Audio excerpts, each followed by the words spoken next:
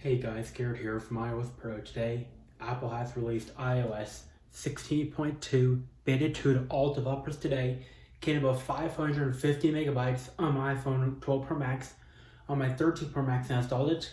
The build number is 20C5043E, so that's the build number right there. And there are about 6 changes, a few text changes, some new wording, and some new app and bug fixes. So let's get started.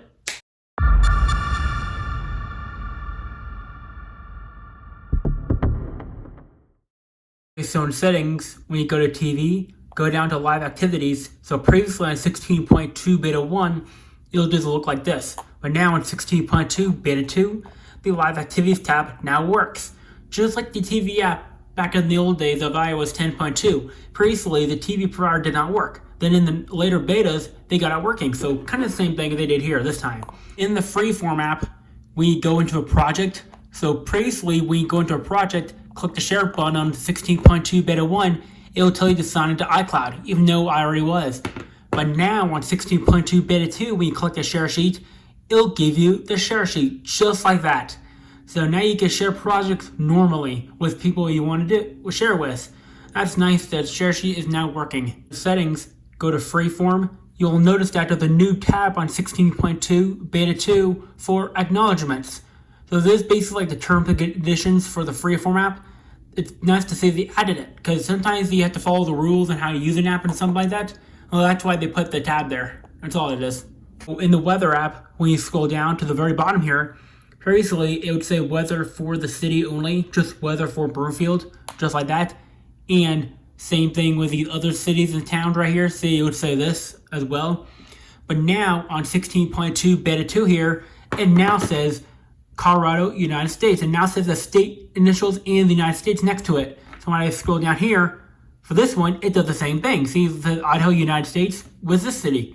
So I like how they do that. Sometimes you don't know which country you're in, but you know the city. It's nice to have the text there so you know exactly which state you're in and the country, which is nice. So on the home screen, you'll notice that the text in the clock widget for Denver, for the city, is now smaller. It's very easy to see that. So if you look at the number 11 number there, on both of them you can see it's clearly smaller on 16.2 beta 2. And something else that's hard to notice, the text for the mail badge has slightly moved over this way. It's very hard to notice, but it is there.